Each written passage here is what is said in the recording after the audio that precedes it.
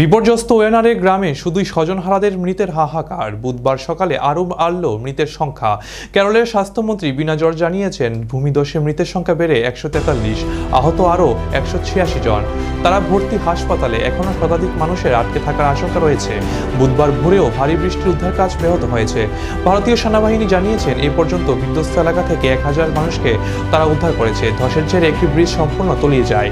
নতুন করে ওই এলাকায় অস্থায়ী ব্রিজ তৈরি করে উদ্ধার কাজ চালাচ্ছে তারা। এই পর্যন্ত 45টি ত্রাণ শিবিরের খোলা হয়েছে। 3000-এর বেশি মানুষ সেখানে আশ্রয় নিয়েছে। বুধবার ওয়েনার পরিদর্শনে যাবেন বলে জানিয়েছেন কংগ্রেস সাংসদ রাহুল গান্ধী ও প্রিয়াঙ্কা গান্ধী, কিন্তু সফর আপাতত স্থগিত রেখেছেন। ভারী বৃষ্টির কারণে ঘটনাস্থলে বর্তমানে পৌঁছতে পারবেন না বলেই জানিয়েছেন তিনি। অন্যদিকে বাংলার রাজ্যপাল সিবি আনন্দ বোস মঙ্গলবার রাতেই কালীঘাটে পৌঁছে গেছেন।